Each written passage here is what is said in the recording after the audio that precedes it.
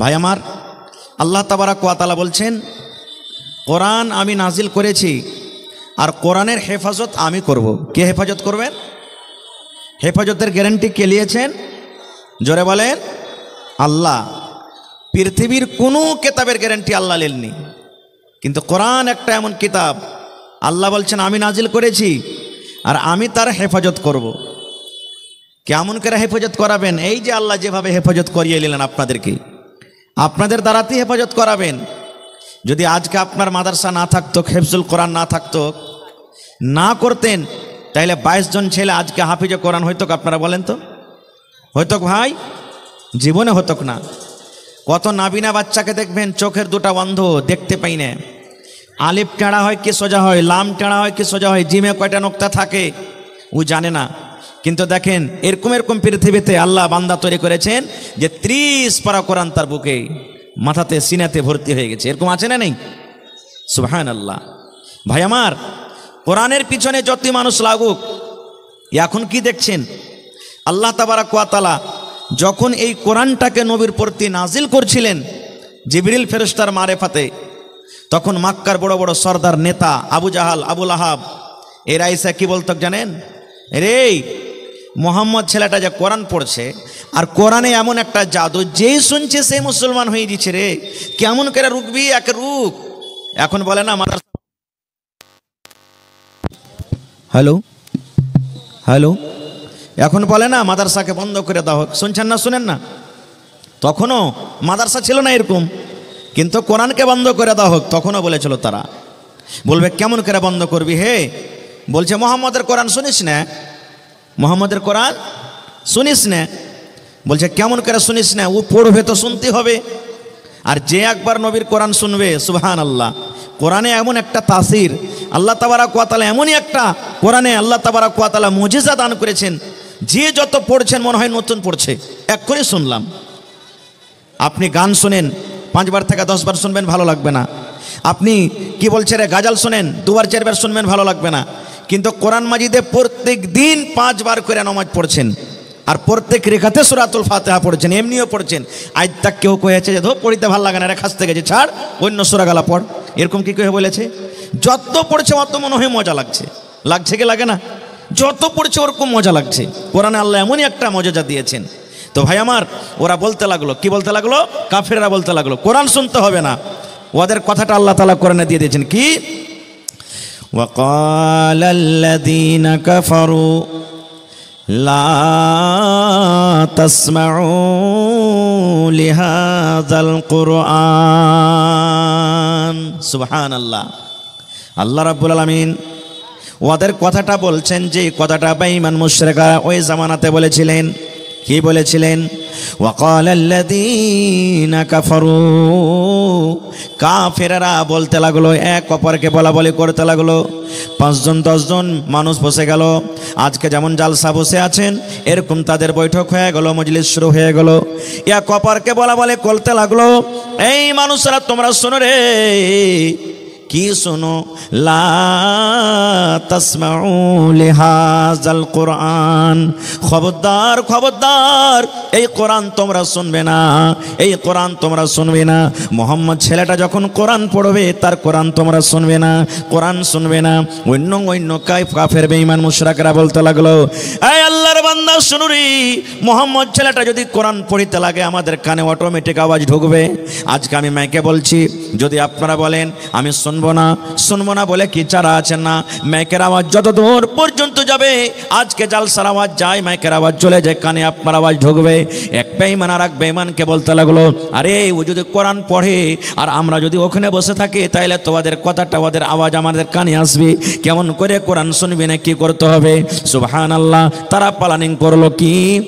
এই আল্লাহর বান্দা তোমরা শোনো, ওয়াকালাল্লাযীনা কাফারু লা তাসমাউ লিহাযাল কুরআন ওয়ালগাউ ফীহি লাআল্লাকুম তাগলিবুন। ওয়ালগাউ, তোমরা কি করবে? শোর করবে, তোমরা লোক কথা বলবে, তোমরা সিটি বাজাবে, তোমরা চিল্লাবে। যখন মুহাম্মদ ছেলে কোরআন তেলাওয়াত করবে, তখন তোমরা তালি বাজাবে, তখন হাউমাউ করে চিৎকার করবে। যখন মুহাম্মদ ছেলেটা কোরআন পড়বে, তখন তোমরা কানে লোক দিয়ে দিবে। যখন কোরআন পড়বে, পড়বে তখন জোর জোর করে তোমরা চিল্লাবে চেঁচাবে, যখন জোর করে চিল্লাবে চেঁচাবে সিটি মারবে তখন ওর কথাটা তোমাদের কানে আসবে না, ওই কোরআনের কথা তোমাদের কানে আসবে না, তোমরা কোরআন শুনতে পাবে না।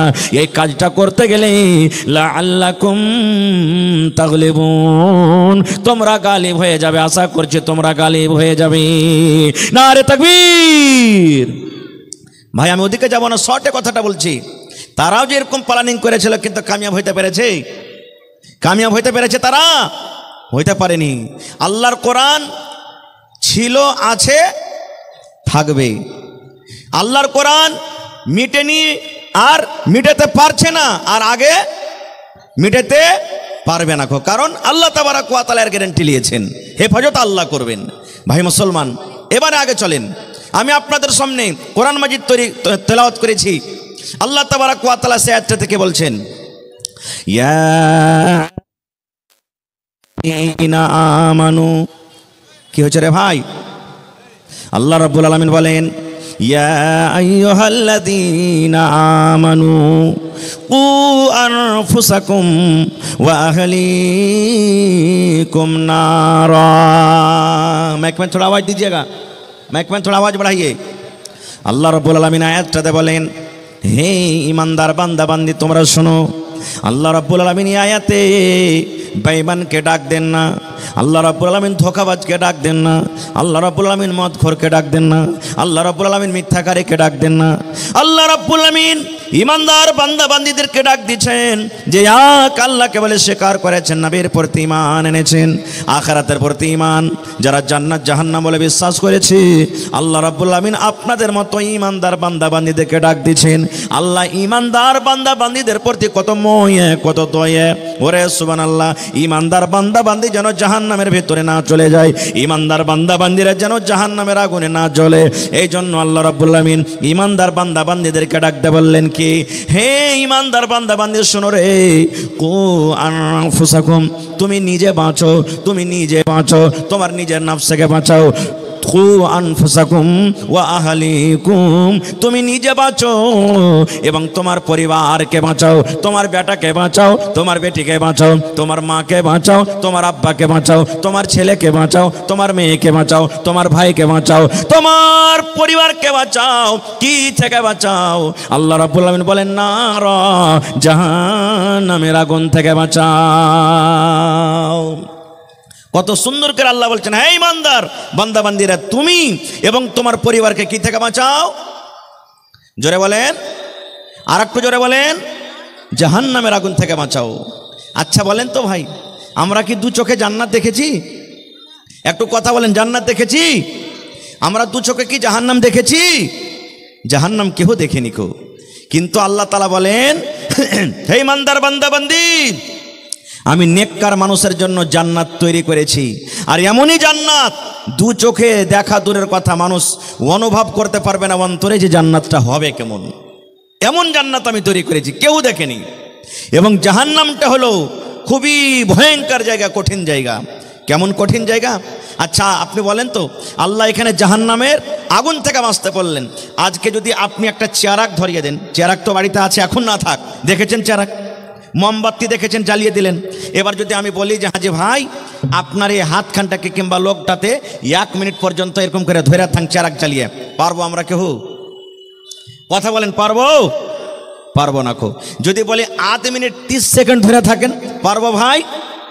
পারবো কি? কেন পারবো না? হাত জ্বলে যাবে, হাত জ্বলে যাবে।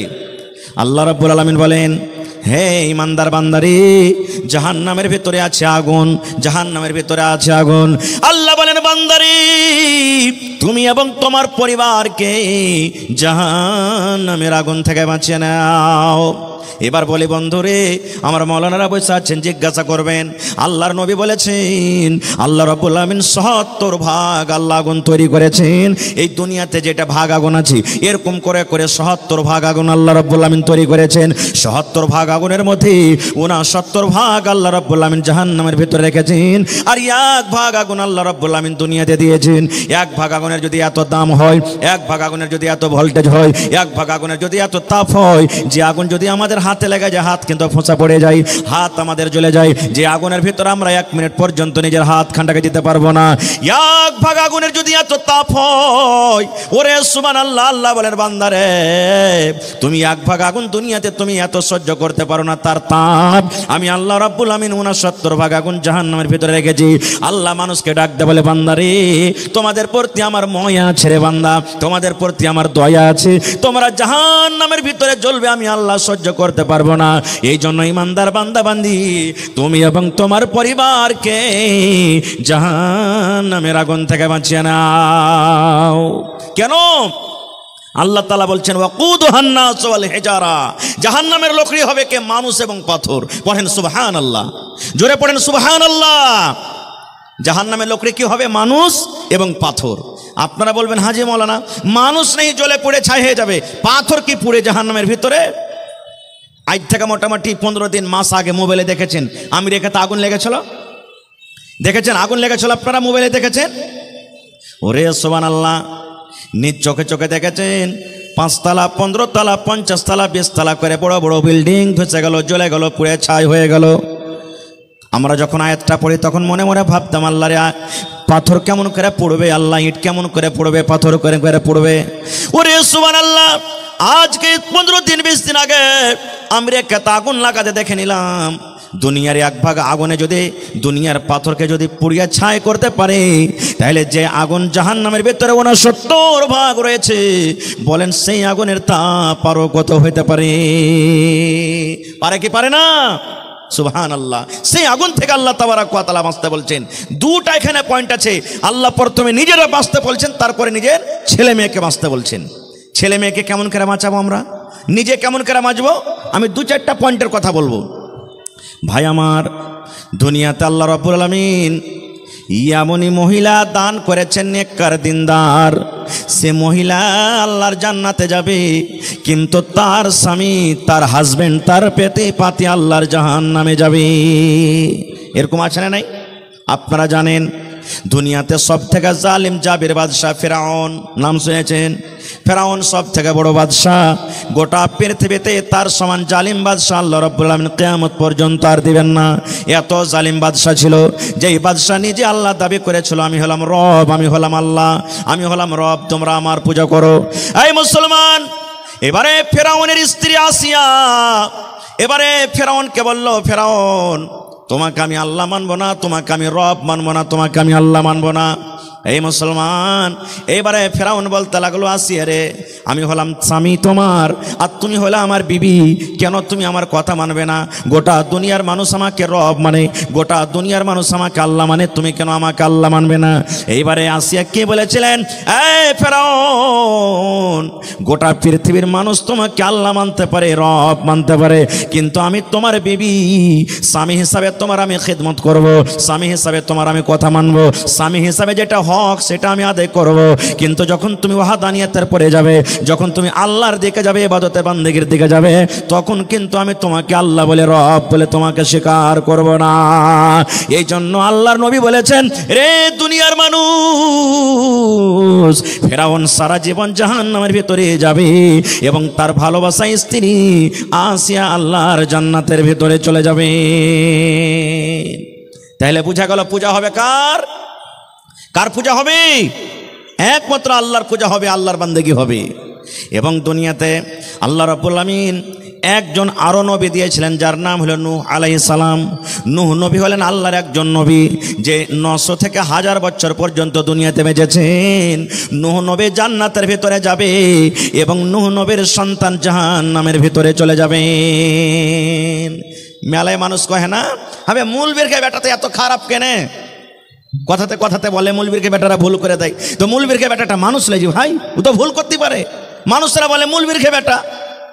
নূহ নবী জান্নাতে যাবে, নূহ নবীর বেটা জাহান্নামে যাবে। এর প্রমাণ, নূহ নবীর কয়েকটা বেটা ছিলেন, আমি ঘটনার দিকে যাব না।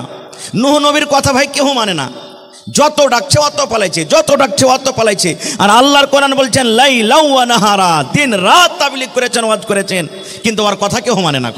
নূহ নবী ওয়াজ করে আসতেন, ওয়াজ করে যেমনই বাড়িতে চলে গেলেন, ওর স্ত্রী অন্য দিক থেকে এসে তখন মজলিসে এসে বলতে, এ ভাই, এ গ্রামের লোকেরা শুনো রে ভাই, আমি আর বাড়িতে খাচ্ছি পিনছি, আমি ওর স্ত্রী, আমার থেকে তোরা ভালো জানিস না, ভাইরে আর মাথাটা পাগলা হয়ে গেছে, খারাপ হয়ে গেছে, খবরদার তোরা নুহুর কথা কেউ মানিস না। খুব যদি নিজের পুরুষের খেলাফে এরকম কেউ আওয়াজ করে, ওর কথাটা কেউ মানবে যে ভাই? জীবনে কেউ মানবে না। এই জন্য কেউ আসত না দিনের পরে। একদিনকার ঘটনা, ওর কমেরা বলতে লাগলো, এই নুহু, তুমি যদি সত্য আল্লাহর নবী হও, লিয়ে এসো তো, তুমি কোন আজাব আমাদের করতে নিয়ে আসবে? তুমি খালি বলছো যে আমাকে না মানো তো আল্লাহর আজাব আসবে, আল্লাহর আজাব আসবে, আল্লাহর আজাব আসবে, লিয়ে এসো, কোন আজাব তুমি লিয়ে আসবে? নূহ নবী আল্লাহর দরবারে দোয়া করলেন, এই রব্বুল আলামিন, আমার কম আমার কথা মানে না, আমার কথা শোনেন আল্লাহ, তোমার আজাবের ইন্তজার করছি, আল্লাহ এমন আজাব দাও তারা যেন ধ্বংস হয়ে যায়, বরবাদ হয়ে যায়, হালাক হয়ে যায়। আল্লাহ রাব্বুল আলামিন নূহ নবীকে বললেন, নূহ তুমি এখানটা নৌকা তৈরি করো, কাষ্টি লাউ তৈরি করো, আর যে কটা তোমাকে মানে, যে কটা ইমানদার, যে কটা তোমাকে মানে, তোমার প্রতি ইমান এনেছে, ওই লোকগুলাকে তোমার এই নৌকাতে কাষ্টিতে তুমি সবার করে নাও, আর যেই তোমাকে মানে না তারা তোমার নৌকাতে আসবে না, কাষ্টিতে তোমাকে সবার করতে হবে না। এইবারে বন্ধুরে নৌকা রেডি হয়ে গেল। নৌকা যখন তৈরি হয় তখন কিন্তু নূহ নবীকে তার কমেরা রাগায়, এই নূহ তুমি কোনটা নৌকা চালাইবে রে? তুমি কি তোমার গলিতে নৌকা চালাইবে? তুমি কি রাস্তাতে নৌকা চালাইবে? তুমি কি কানটাতে নৌকা চালাইবে? কি তুমি তোমার আইগনাতে চালাইবে? কেন পানি নাই, কোথা পানি নাই, কোন জায়গাতে তুমি নৌকা চালাইবে? বন্ধুরে আমার শর্ট কথা, নৌকা তৈরি হয়ে গেল। আল্লাহ রাব্বুল আলামিনের যেটা ওয়াদা যা আসতে শুরু হয়ে গেল, পানি বাড়তে শুরু হয়ে গেল, পানি বাড়তে বাড়তে বাড়তে বাড়তে বাড়তে বাড়তে এত উঁচা হয়ে গেল পানি। এবার নূহ নবী বেটাকে বলছেন, একজন বেটা, সে কিন্তু নূহ নবীর কথা মানে না, আব্বা তোমার কথা মানবো না, আব্বা তোমার কথা শুনবো না। নূহ নবী বেটাকে বলছেন, বেটারে আইসো, তুমি আমার নৌকাতে সওয়ার হয়ে যাও, তুমি আমার নৌকাতে চড়ে নাও, কারণ আজকে আল্লাহর আযাব থেকে কেউ বাঁচতে পারবে না রে ধন, আজকে আল্লাহর আযাব থেকে কেউ বাঁচতে পারবে না, এই জন্য তুমি এসে আমার নৌকাতে সওয়ার হয়ে যাও। এবার নূহ নবীর বেটা কি বলেছিলেন জানেন? আব্বা গো, তোমার কথা আমি মানবো না, তোমার কথা আমি শুনবো না। কেন মানবো না? তোমার আল্লাহ আমাকে ডুবাইতে পারবে না, তোমার আল্লাহ আমাকে পানিতে ভাসাতে পারবে না, তোমার আল্লাহ আমাকে পানিতে ডুবাইতে পারবে না। যেমন কথাটা বললাম, নূহ নবী বললেন, বেটারে আজকে আল্লাহর আযাব থেকে বাঁচতে পারবি না রে ধন, আজকে আল্লাহর আযাব পানি থেকে বাঁচতে পারবি না, আয় তাড়াতাড়ি করে আমার নৌকাতে আয়। যেমন কথাটা বলা, নূহ নবীর কথা শুনে বেটা বলছেন, আব্বাজি ওই যে পাহাড় দেখছো, ওই উঁচা পাহাড়টা দেখছো, ওই পাহাড়ের ওপরে আমি চলে যাব, আর পাহাড়ের পরে যাওয়ার পর আমি নিজের জানটাকে বাঁচিয়ে নিব। তোমার আল্লাহর ক্ষমতা নয় যে এত বড় পাহাড়কে পানি দিয়ে ডুবিয়ে দিবে। এই মুসলমান, যেমনই কথাটা বললাম, মুখের কথা মুখে আছে, এমন জোরে কোন দিক থেকে একটা ঢেউ চলে এলো, এমন জোরে একটা এমন জোর করে ঢেউ এলো, সঙ্গে সঙ্গে সঙ্গে এত বড় উঁচা পাহাড় ডুবে গেল, এবং নূহ নবীর বেটা কোন দেশ থেকে কোন দেশে ভেসে চলে গেল। এই দেখেন, তাহলে বেটা জাহান্নামে আর আব্বা যাবেন জান্নাতে। দুনিয়াতে এরকম নবী দুনিয়া থেকে গুজরেছেন, সুবহানাল্লাহ, যে বেটা যাবে জান্নাতে আর বাপ যাবে জাহান্নামে। কে জানেন? হযরত ইব্রাহিম আলাইহিস সালাম। হযরত ইব্রাহিম আলাইহিস সালাম, ইব্রাহিম হলেন একজন নবী, আর তার আব্বা আজার নিজের হাতে মূর্তি বুতকে তৈরি করত আর বাজারে বিক্রি করত। নূহ নবী, ইব্রাহিম নবী বাপকে কত দাওয়াত দিয়েছেন, তাবলীগ করেছেন, কিন্তু তার আব্বা কথা মানেনি। আল্লাহ রাসূল বলেছেন, ইব্রাহিম নবী জান্নাতের ভিতরে যাবে, আর তার আব্বা জান যাবে কোথায়? জাহান্নামের ভিতরে চলে যাবে। ভাই আমার, তা আল্লাহ তাবারক ওয়া তাআলা এই জায়গাতে বলছেন, হে ইমানদার বান্দা বান্দি শুনো, শুধু তোমাকে বাঁচলে হবে না, তুমি নামাজ পড়ছো, তুমি রোজা রাখছো, তুমি হজ করছো, তুমি যাকাত দিছো, তোমার ছেলেরা মদ পান করছে, তোমার ছেলেরা জুয়া খেলছে, তোমার ছেলেরা বেনামাজি আছে, তোমার ছেলেরা এদিক ওদিক রাস্তাতে ভটকে আছে, তাহলে তুমি বাঁচো আর তোমার পরিবারকে বাঁচাও। এবার কেমন করে বাঁচবো আমরা? কেমন করে বাঁচবো? ছেলে মেয়েকে বাঁচাতে গেলে প্রথমে নিজে বাঁচতে হবে, নিজে বাঁচতে হবে আমাদেরকে। কিন্তু কেমন করে বাঁচবো আমরা ভাই? বাঁচতে গেলে সর্বপ্রথম আমাদেরকে নেক আওলাদ আল্লাহর কাছে চাইতে হবে, নেক সন্তান আমাদেরকে চাইতে হবে। কেমন নেক সন্তান চাইতে হবে? আজকে আপনার ছেলে হয় না, আমার ছেলে হয় না, 10 বছর 15 বছর বিয়ে হয়ে গেল, সন্তান হয় না, আল্লাহর কাছে দোয়া করছি, আল্লাহ জি একটা ছেলে গেলা দাও না আল্লাহ। রাত দিন নামাজ পড়ে আঁচল পেতে পেতে আমার মায়েরা দোয়া করবেন, আল্লাহ একটা ছেলে গেলা দাও না, আল্লাহ একটা ছেলে দাও। শুধু ছেলে চাহাচ্ছি, ছেলে চাহে শুধু যথেষ্ট নয়, ছেলে চাহাটাই খুব বড় নয়, ছেলে চাহার মতন চাইতে হবে। কেমন চাইতে হবে? যেমন হযরত ইব্রাহিম আলাইহিস সালাম 80-85 বছর বয়স, একটাও কিন্তু এখন পর্যন্ত সন্তান হয়নি। মাথার চুল পেকে গেছে, চোখ কিন্তু ঝাপসা পড়ে গেছে। ওরে আল্লাহ, বয়স 80-85 বছর হয়ে গেছে। এরকম বয়সে ইব্রাহিম নবী আল্লাহর দরবারে দোয়া করছেন, রব্বে হাবিলি মিনাস সালিহিন। এই আল্লাহ, আমি তোমার নবী ইব্রাহিম দোয়া করছি, আল্লাহ আমার বয়স 80-85 বছর হয়ে গেছে, আল্লাহ এখন পর্যন্ত একটা সন্তান হয়নি।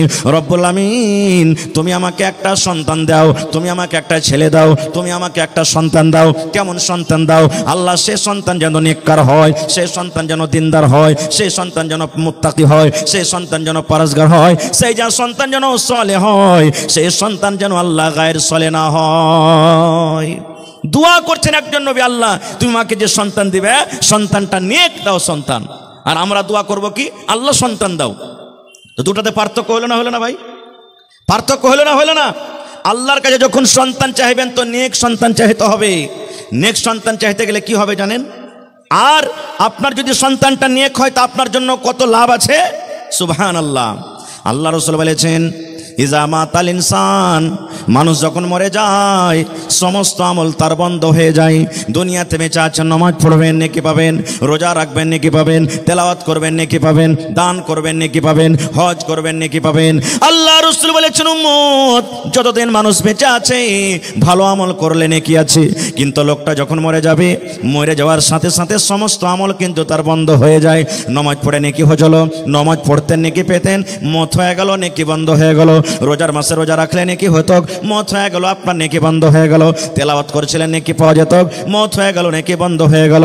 কিন্তু নবী বলেছেন, উম্মত রে, তিনটা আমল এমন আছে উম্মত, তিনটা নেকি এমন আছে, তিন প্রকার আমল এমন আছে, তুমি কবরের ভিতরে চলে যাবে, তুমি মরে যাবে, তোমার মত হয়ে যাবে, কিন্তু উম্মত রে কিয়ামত পর্যন্ত তোমার কবরে নেকি জারি থাকবে।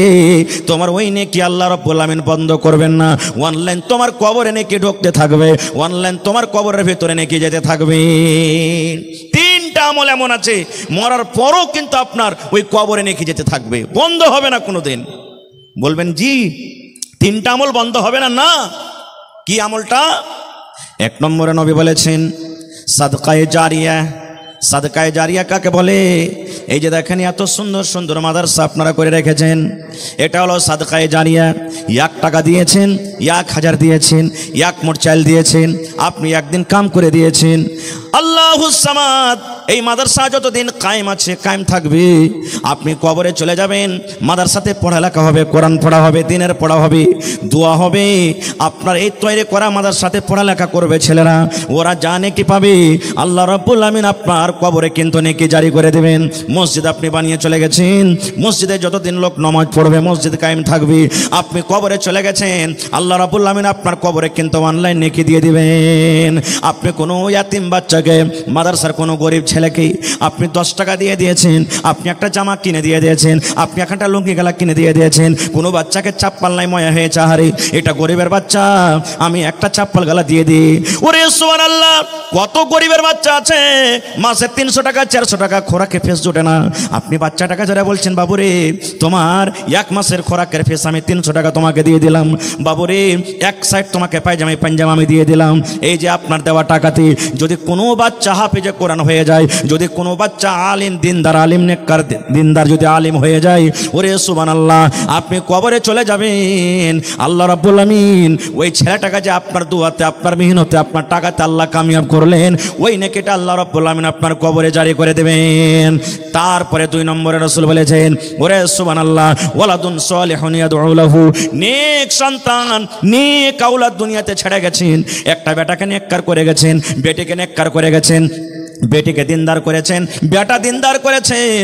আপনি কবরে চলে যাবেন রে বন্ধু, ওই বেটা যখন আপনার জন্য দোয়া করবে, আয় রব্বুল আমিন, জানি না আমার আব্বা জান দুনিয়াতে কি গুনাহ করেছেন, কি আমল করেছে আল্লাহ জানি না, তুমি জানো আমি জানি না, মা ওরে আল্লাহ কবরে চলে গেছেন, বেটি দোয়া করবেন রব্বুল আলামিন, আমার মা কবরে চলে গেছেন, আব্বা কবরে চলে গেছেন রব্বুল আলামিন, আমি বেটি হয়ে তার জন্য দোয়া করি।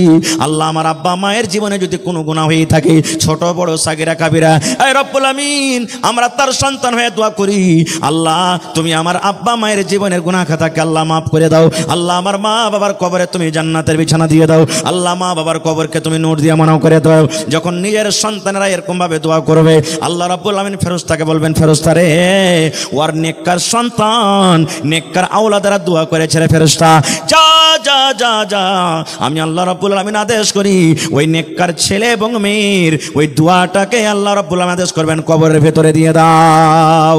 শুধু তা নয়, আপনার ছেলে আপনার মেয়েরা যদি আপনার জন্য দান করে, যখন আপনার জন্য দান করবে, নাম ধরে ধরে দান করবে, আল্লাহ রাব্বুল আলামিন বলবেন, বান্দারে যা, তার নেককার সন্তান ছেলে মেয়েরা দান করেছি, যারে যা যা, ওই ছেলে এবং মেয়ের দানটাকে তোমরা কবরের ভেতরে পৌঁছে দাও। নারে তাকবীর। আচ্ছা আচ্ছা ভাই আমার, এই দেখেন নেককার সন্তান থাকলে দোয়া করবে, আর যদি ছেলেটা জুয়ারি হয়, ছেলেটা যদি শরাবি হয়, ছেলেটা যদি বদমাশ হয়, তাহলে তো নিজেই জানবে না নিজের জন্য করতে, তো মা বাবার জন্য কেমন করে করবে ভাই, কেমন করে করবে মা বাবার জন্য? এই জন্য ছেলে যখন চাইতে হবে আল্লাহর কাছে, প্রথমে নেককার ছেলে চাইতে হবে, দিনদার ছেলে চাইতে হবে, আল্লাহর কাছে দোয়া করতে হবে, আল্লাহর কাছে কান্না কান্না দোয়া করতে হবে, আল্লাহ তুমি আমাকে নেককার দিনদার ছেলে দাও। দুনিয়াতে আপনাকে ভালো খাওয়াইতে না পারুক, দুনিয়াতে আপনাকে ভালো পিন্ডাতে না পারুক, দুনিয়াতে গরিবী হালাতে কাটুক, কিন্তু মরার পর তো আপনার আখিরাতটা ভালো হবে, মরার পর তো আপনার আখিরাতটা ধন্য হবে। এই জন্য আল্লাহর কাছে যখনই দোয়া করবেন, নেককার সন্তান আল্লাহ তাবারক ওয়া তাআলার কাছে চাইতে হবে। কিন্তু আফসোস, আজকে আমরা ছেলেটাকে আমরা নেককার বানাইতে পারি না। আমরা কি করছি, যেমনই ছেলেটার বয়স 5 বছর 7 বছর 8 বছর হয়েছে, জানারে বেটা হাল ভাইতে, জানারে বেটা ছাগল চড়াইতে, আরে ওয়ার বেটাটা সুরাত খাটতে গেছে, 30,000 টাকা মাস পাইছে, আর তুই খালি বাড়তি ঘুরে বেড়া। এই দেখেন লোকের বেটা কতটি টাকা ইনকাম করছে, এইটা আমরা দেখতে যাচ্ছি। আচ্ছা আপনারা বলেন তো, আমাদের এই বিহারের আগেকার মুখ্যমন্ত্রী আপনারা সবাই জানছেন, নীতিশ কুমার, জনাব নীতিশ কুমারের আগে লালু যাদব ছিলেন না? জলে বলেন, ছিলেন কি ছিলেন না? তারপরে আস্তে আস্তে তার ছেলে, লালু যাদবের ছেলে, যিনি উপ মুখ্যমন্ত্রী ছিলেন, ওর নাম কি বলেন তো? একটু জোরে বলেন, আরো জোরে বলেন। তেজস্বী যাদব নাকি? লালু যাদবের বেটার নাম সবাই জানি, আমার আপনার বেটার নামও জানে? জানে জি ভাই, লোকের বেটার নাম আমরা জানি, কিন্তু আমার বেটার নাম জানে না কেউ। কেন জানে না জানেন? এই যে তালিম নেই আমাদের ভিতরে, লোককে আমরা আগে করছি, লোককে আমরা বড় করছি, কিন্তু নিজের বেটাগালাকে আমরা বড় করি না, নিজের বেটিগালাকে আমরা আগে বাড়াই না, বেটিগালাকে পড়াই না। বেটি ছেলে পড়ে লেখে কি করবে রে? ই তো লোকের বাড়িতে যে ঘুঁটা চলবে, ছাই তুলবে, এরকম করবে, ওরকম করবে। কোনো ভাই যদি বানাতে পড়ে, কোনো ভাই যদি স্কুলে পড়ে, পড়িয়া লেখে কত যে নৌকরি লাগিয়ে দেবে। পড়ে লেখা নৌকরি করতে হবে এটা জরুরি নয়, কিন্তু ইলিমটা শেখা হলো কি ফরজ। ইলিম শিখতে হবে, ছেলেরাকে ইলিম দিতে হবে। কারণ আল্লাহ তাবারাক ওয়া তাআলা কোরআনে 114 সূরা দিয়েছেন, 114 সূরার মধ্যে যেটা আল্লাহ তাবারাক ওয়া তাআলা সর্বপ্রথম নবীকে দান করেছেন সেটা হলো কি ইকরা, পড়ো। কেন? মক্কাতে যখন নবী এসেছেন, নবী হয়ে, তখন জেনা ব্যভিচার হইতো, চুরি হইতো, ডাকাতি হইতো, বেটি ছেলেকে জিন্দা জমিনে দফন করত। কোনো বেটি ছেলে যদি তার স্বামী মারা যেত, ওই বেটি ছেলেটাকে জিন্দা আগুনে জ্বালিয়ে দিত, এবং মদ পান করত। এক খানদান আর এক খানদান যদি লড়াই চালু হইতো, যুগ যুগ যুগ যুগ ধরে লড়াই চলত। দুনিয়াতে এমন কোনো বুরাই ছিল না যে বুরাই মক্কাতে হইতো না। কিন্তু আল্লাহ তাআলা নবীকে কথা বলেন না, হে নবী প্রথমে জেনার গুনাহটা রুকো, হে নবী প্রথমে চুরি করা গুনাহটা রুকো, হে নবী প্রথমে তুমি মেয়েদেরকে দফন করছো গুনাহটা রুকো, হে নবী প্রথমে নামাজ পড়তে বলো, হে নবী প্রথমে রোজা করতে বলো। এগুলো আল্লাহ আদেশ করলেন না। কেন জানেন?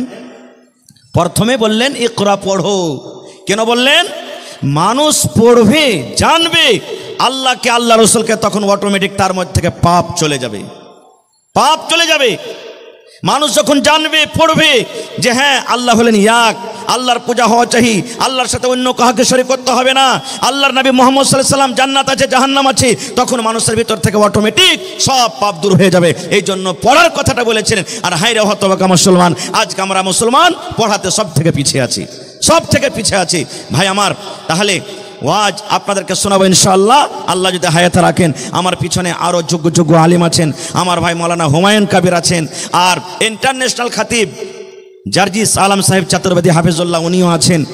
আর কিছুক্ষণ পর আপনারা নিজের হাতের এই যে ফসল দেখতে পাবেন, নিজের হাতের এই যে গাছ লাগালছেন না, গাছে ফল ধরে গেছে আপনাদের, আলহামদুলিল্লাহ, সেই ফল আজ খেতে পাবেন আপনারা একবারে কিছুক্ষণের পরই। তো ভাইরা আমার, সেই মাদ্রাসাকে আরও বড় করতে হবে, হবে না? হবে না?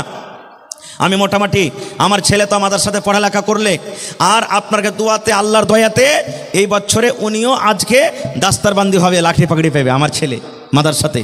কেন ভাইরে, আমি জানছি মাদ্রাসার হালাত, মাদ্রাসাতে পড়া ভালো হয়েছে, মাদ্রাসার কমিটি আলহামদুলিল্লাহ ইমানদার। আমার যত গ্রামের চকের নওজওয়ান ভাইয়েরা আছে তারাকে ধন্যবাদ জানাই যে মাদ্রাসার পরে যত যান জীবন দিচ্ছে, শায়দই কোনো জায়গার মানুষ এরকমভাবে কোনো জায়গাতে যান জীবন দিচ্ছে। এটা সামনের তারিফ নয়, কিন্তু তারিফ করা দরকার, কারণ তারিফ করতে গেলে হিম্মত হবে। আমি তাদেরকে দাঁত দিচ্ছি যে ভাই, যেমন মেহনত আপনারা করেছেন এর থেকে বেশি বেশি আগে মেহনত করতে হবে। আজকে জানেন আমাকে ফোন করে বলছেন, কম করে 10 জন আমাকে ফোন করে বললেন, মৌলানা আপনার বেটা যেখানে পড়েছে একটু আমার বেটার লাইনটা লাগিয়ে দিন, ওখানে একটু অ্যাডমিশনটা করিয়ে দিন, ও বলছেন একটু অ্যাডমিশন করিয়ে দিন। কিন্তু ভাই কি বলবো, কমিটির মানুষকে জায়গা নেই, জায়গা নেই এখানে যে বাচ্চা মানুষকে রাখবি। এই জন্য মাদ্রাসার সেক্রেটারি সাহেব আমাকে বললেন, মৌলানা মানুষ তো আলহামদুলিল্লাহ যান জীবন দিয়ে মানুষেরা মেহনত করছে, দান করছে, মাদ্রাসার প্রতি মহব্বত ভালোবাসা দেখিয়েছে। সামনে বছর আমাদের এরাদা আছে যে আমরা হোস্টেল সিস্টেম করে দেব। যেমন আমাদের ছেলেরা বাড়িতে বাড়িতে 1 টাইম 2 টাইম খানা খাইতে যাচ্ছে, ওই ছেলেটা যদি জাগের না হয়ে যতদূর হলো না হয়ে যদি মাদ্রাসাতে ওর খানার ব্যবস্থা করে দেয়, 3 টাইম যদি ছেলেরা মাদ্রাসাতে খায়, তাহলে ওর আসা যাওয়ার যে 1 ঘন্টা 1 ঘন্টা দিনের বেলাতে 2 ঘন্টা টাইম শেষ হয়েছে, ওই টাইমটা কিন্তু বেঁচে গেল, ওই টাইমটা বেঁচে গেল ভাইরে। তাহলে আজকে আমি এই 22টা ছেলে যে হাফিজে কোরআন হবে তাদেরকে সামনে রেখে আল্লাহ তাবারক ওয়া তাআলার পাক পবিত্র কিতাব কোরআন তারা নিজের সিনেতে রেখেছে, তাদের অন্তরে রেখেছে। এটা কোনো ছোট মোটো কথা নয় ভাই আমার। সেই কোরআনের প্রতি মহব্বত ভালোবাসা দেখে আজকে আমি আপনাদের সামনে 50টা লোককে দেখবো, 1000 2000 5000। কোরআনের দাম আল্লাহ ছাড়া কেউ দিতে পারবে না ভাই। কোরআনের একটা জেরের দাম দিতে পারবে না, কোরআনের একটা জাবারের দাম দিতে পারবে না।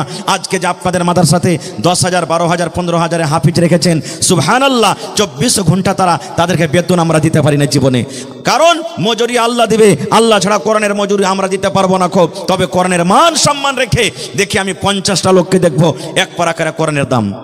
কোন আল্লাহর বান্দা আছেন? আমি মৌলানা একটা হাফিজ ফারিক হবে, মোটামুটি একটা হাফিজের পিছনে আমার কমিটির লোক মোটামুটি 2000 টাকা খরচ করেছেন ওর সেটে, নাকি পায়জামা পাঞ্জাবির সেট দিয়েছেন মাদ্রাসার তরফ থেকে মোটামুটি 2000 টাকা। 22টা লোক কেউ এমন আছেন যে মৌলানা আমি একটা হাফিজের সেট দিয়ে দেবো, মৌলানা আমি 2000 টাকা একটা হাফিজের সেট দিয়ে দেবো, মৌলানা আমি একটা হাফিজের সেট 2000 টাকা দিয়ে দেবো। এরকম করে 22টা লোক কেউ আছেন দেখি, আল্লাহর বান্দা আছেন। এবং 30টা লোককে দেখবো 1000 করে এক পারা করে কোরআনের দাম দিবেন, এবং 10,000 টাকা দেখবো একটা লোক দিতে পারবেন। এবং দেখি কোন আল্লাহর বান্দা আছেন এই মাদ্রাসার জন্য 1 কাঠা 1 ডিসমিল জমিন দান করতে পারবেন। মৌলানা যা টাকা হবে আমি এই 1 ডিসমিল 1 কাঠা আমি জমিন মাদ্রাসার জন্য দান করে দিলাম, আর ওই টাকাটা আল্লাহুস সামাদ আমি মাদ্রাসাতে বিক্রি করে লাগিয়ে দেবো। এই দেখেন আমার একজন ভাই একটা হাফিজা কোরআনের দাম দিয়ে দিয়েছেন, নারে তাকবীর, মাশাআল্লাহ। আজকে ইনশাআল্লাহ এই আমার মানঝালি এলাকার মানুষ ভালো, দানে ভালো, ইনশাআল্লাহ পিছনে